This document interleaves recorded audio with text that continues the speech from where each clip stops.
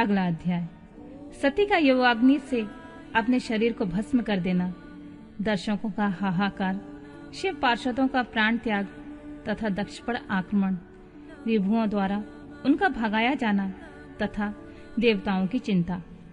ब्रह्मा जी कहते हैं, नारद, मौन हुई सती देवी अपने पति का सादर स्मरण करके शांतचित्त हो सहसा उत्तर दिशा की भूमि पर बैठ गईं। उन्होंने विधि पूर्वक जल का आचमन करके वस्त्र ओढ़ लिया और पवित्र भाव से आंखें मूंदकर पति का चिंतन करती हुई वे योग मार्ग में स्थित हो गईं। उन्होंने आसन को स्थिर कर प्राणायाम द्वारा प्राण और अपान को एक रूप करके नाभि चक्र में स्थित किया। फिर उदान वायु को बलपूर्वक नाभि चक्र के ऊपर उठाकर बुद्धि के साथ हृदय में स्थापित किया। तत्पश्चात शंकर के प्राण बल्लभा अनिदिति सती उस समय यदय स्थित वायु को कंठ मार्ग से भ्रुकुटियों के बीच ले गईं।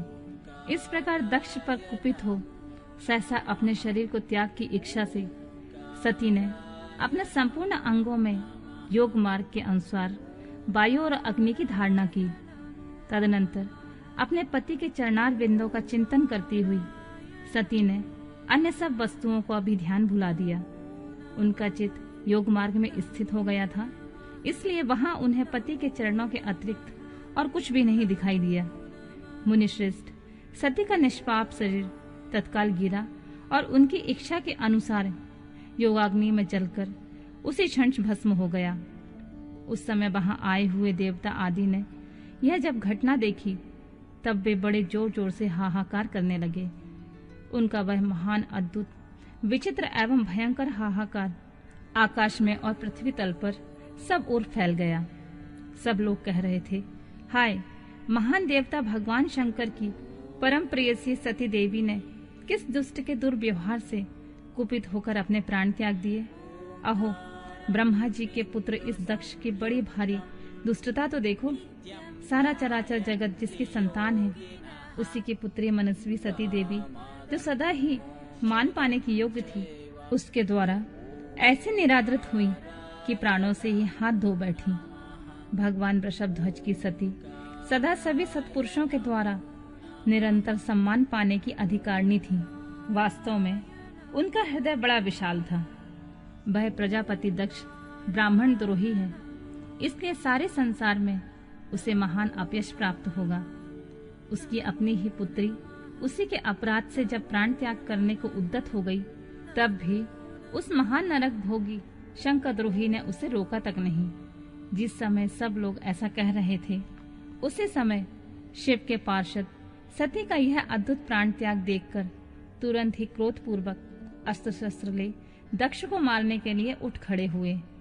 यज्ञ मंडप के द्वारपाल खड़े हुए वे भगवान शंकर के समस्त 60,000 पार्षद, जो बड़े भारी बलवान थे, अत्यंत रोष से भर गए और हमें धिक्कार है ऐसा कहते हुए भगवान शंकर के गण के वे सभी वीर युद्धपति बारंबार उच्च स्वर में हाहाकार करने लगे।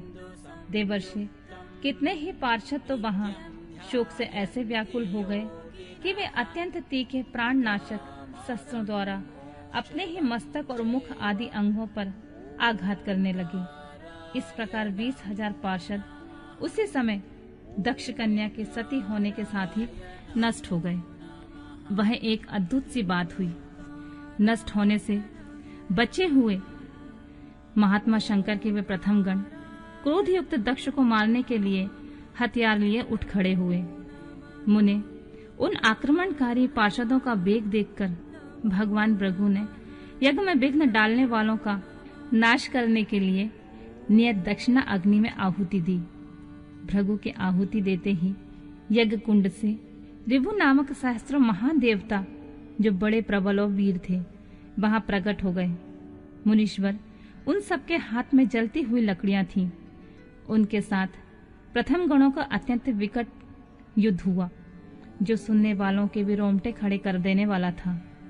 उस ब्रह्म तेज से संपन्न महावीर ऋभुओं की वह सब ओर से ऐसी मार पड़ी, जिससे प्रथम गण बिना अधिक प्रयास के ही भाग खड़े हुए। इस प्रकार उन देवताओं ने उन शिव गणों को तुरंत मार भगाया। यह अद्भुत सी घटना भगवान शिव की महाशक्ति की इच्छा से ही हुई। यह सब देखकर ऋषि इंद्रादि देवता, मरुदगण, विश्वदेव, अश्विनी कुमार और लोकपाल चुप ही रहे। कोई सब ओर से आकर यहाँ भगवान विष्णु से प्रार्थना करते थे कि किस तरह यह विघ्न टल जाए, और वे उद्विग्न होकर बार बार विघ्न निवारण के लिए आपस में सलाह करने लगे। प्रथम गणों के नाश होने और भगाए जाने से जो भावी परिणाम होने वाला था, उसका भली भांति विचार करके उत्तम बुद्धि वाले श्री विष्णु आदि देवता अत्यंत उद्विग्न हो उठे थे। मुनि, इस प्रकार दुरात्मा शंकर द्रोही ब्रह्मा बंधु दक्ष के यज्ञ में उस समय बड़ा भारी विघ्न उपस्थित हो गया।